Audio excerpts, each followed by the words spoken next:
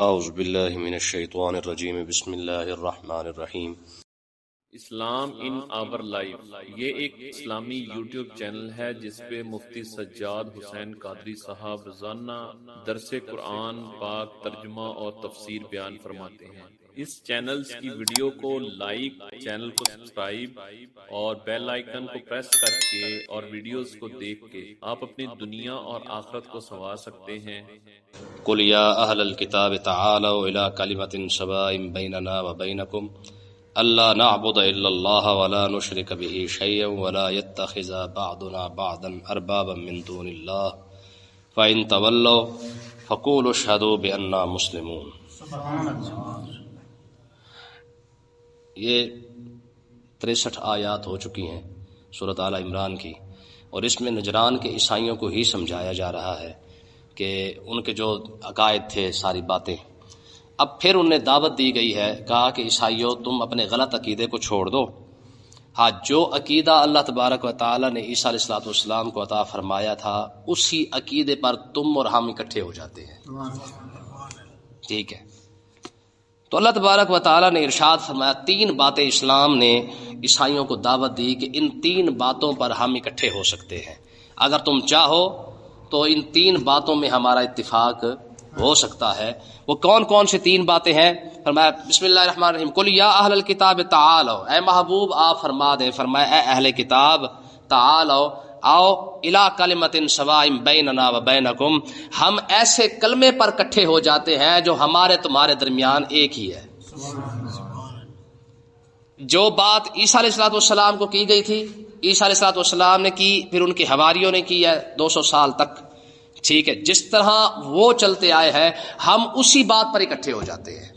کون کون سی ہیں جی؟ فرمایا پہلی بات اللہ نعبد الا اللہ، ہم صرف اللہ کی عبادت کریں گے، ہم کسی کی عبادت نہیں کریں گے، آؤ اسی بات پر اکٹھے ہو جاتے ہیں۔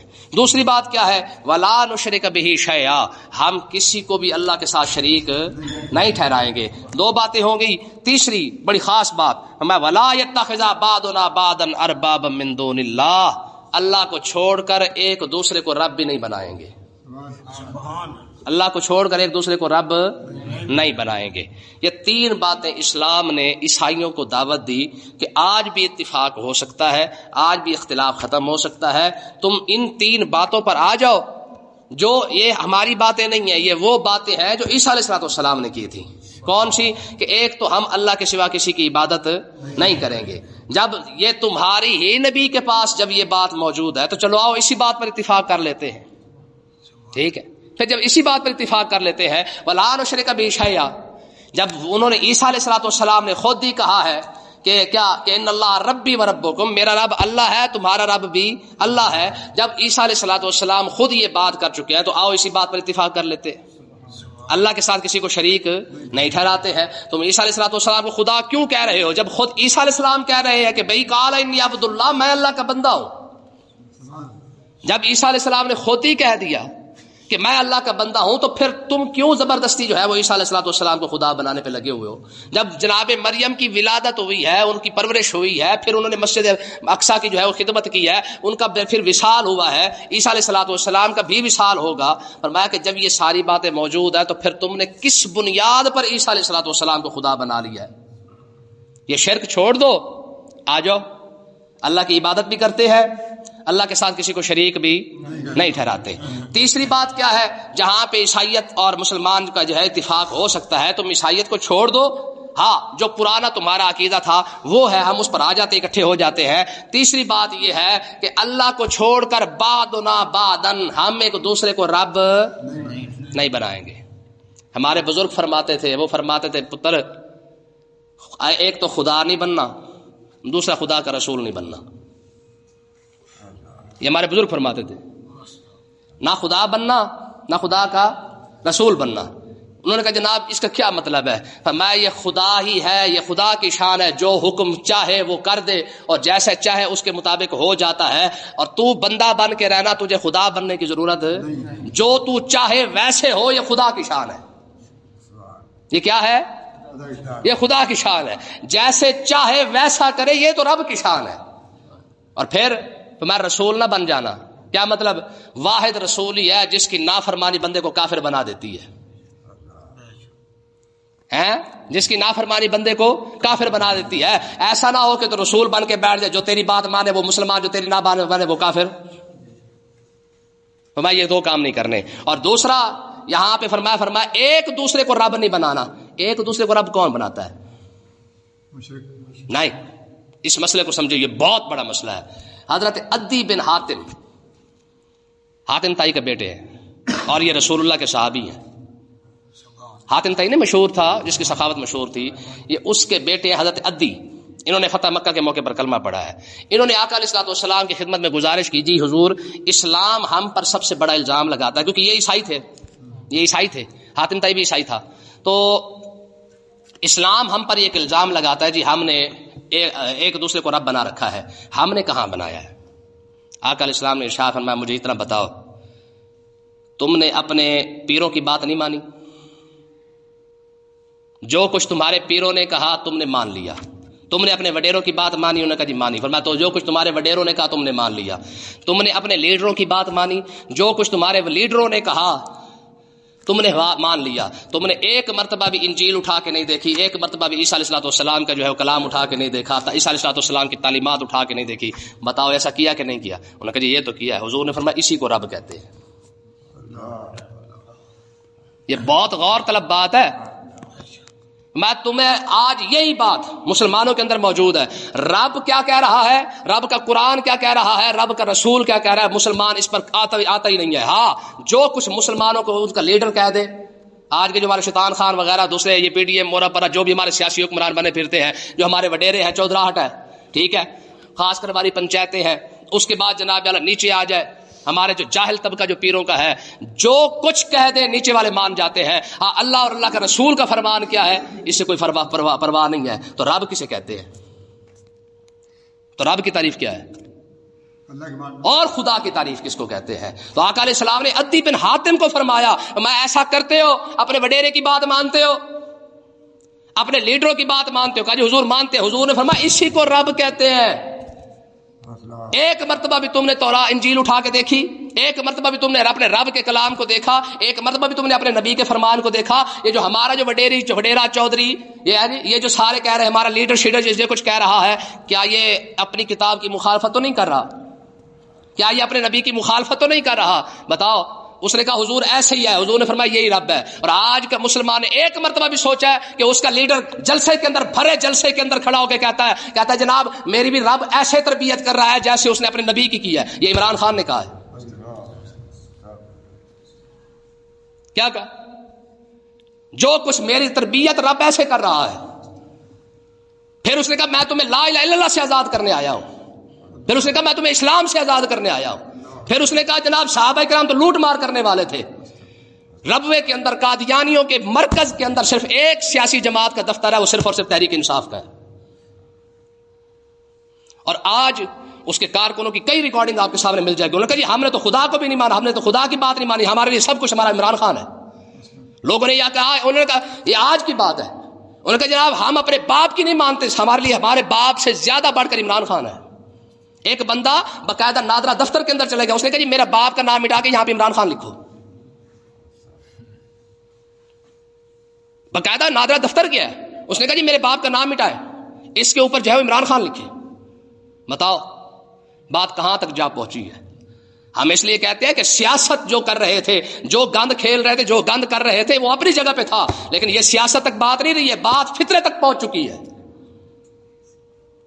اور ہماری قوم کو پتہ ہی کوئی نہیں چل رہا کہ ان کو کہاں تک لے جایا گیا ہے. ہر بات پہ ان کے جناب والا سپورٹ کی جا رہی ہے، ہر بات کے اندر نہیں جی اس کا مطلب یہ نہیں تھا، اس کا مطلب یہ نہیں تھا. یہ جہلم کے اندر دیکھا اس نے کھڑے ہو کے کہا تھا، اس نے کہا جی جہنم کی گرمی بھی اتنی نہیں ہوگی جتنی یہاں پہ گرمی ہے. پتہ نہیں جہلم کے کھڑے ہو کے کہا تھا، پتہ نہیں کس شہر میں کھڑے ہو کے کہا تھا. اس نے کہا جی جہنم کے اندر بھی اتنی گرمی نہیں ہوگی جتنی گرمی یہاں پہ موجود ہے. بتاؤ کوئی ایک بندہ بھی کھڑا ہوا، کسی ایک بندے نے پوچھا کہ ہوئے تو کیا کیا بکواس کرتا جا رہا ہے؟ برملا اس نے کہا جی میں تمہیں اسلام سے آزاد کرنا چاہتا ہوں، میں تمہیں لا الہ الا اللہ سے آزاد کرنا چاہتا ہوں. آن دا ریکارڈ یہ سارا کچھ موجود ہے، کسی ایک بندہ بھی نہیں بولا.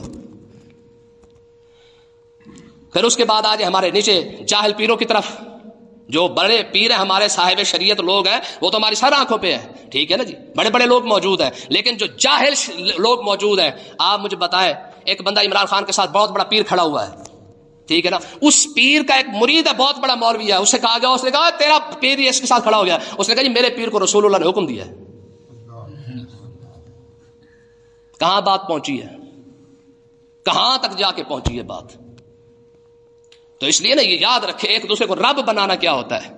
ایک عالم دین ہے، انہوں نے اپنے ایک بندے کو کہا، اس نے کہا یہ رسول اللہ کا فرمان ہے، یہ قرآن مجید کی آیت ہے، ٹھیک ہے نا، کوئی مسئلہ چھیڑ رہا تھا، اس نے کہا یہ قرآن کا فرمان ہے، یہ حدیث کا فرمان ہے، اس نے کہا پتہ کیا، اس نے کہا جی میں قرآن حدیث کو نہیں مانتا، میرے لیے میرے پیر کی بات ہی کافی ہے۔ اور یہ ایک بندے کی بات نہیں ہے، یہ سوچ ہے۔ آپ لوگوں کو قرآن سنائے، لوگوں کو حدیث سنائے، اس کے باوجود لوگ کہتے ہیں جی سوچیں گے، کیوں؟ یہاں پہ کھڑا ہو کے کوئی پیسے والا بندہ کہہ دیتا ہے جی ایسے کام کرنا، ساری قوم لگ جاتی ہے، اس کے پیچھے لگ جاتی ہے، کام کرنا شروع کر دے گی، جیسے کہے گا ویسے مان لے گی، اور ہم کہنا یار یہ قرآن کی مخالفت ہے، مانے کسی نے؟ آپ کی پارلیمنٹ کے اندر سود کا بل پاس ہوا، قوم نے ابھی تک ان لیڈروں کو نہیں چھوڑا۔ آپ کی پارلیمنٹ کے اندر شراب کا بل پاس ہوا، قوم نے آج تک ان لیڈروں کو نہیں چھوڑا۔ ایک بار بھی پوچھا کہ پارلیمنٹ کے اندر تم تو گئے تھے اسلام کی بات کرنے کے لیے، تم گئے تھے ہماری بات کرنے کے لیے، تم نے سود کا بل پاس کیسے کر دیا، تم نے شراب کا بل پاس کیسے کر دیا؟ آج تک کی بات ہماری قوم نے چھوڑا؟ تو رب بنانا کسے کہتے ہیں؟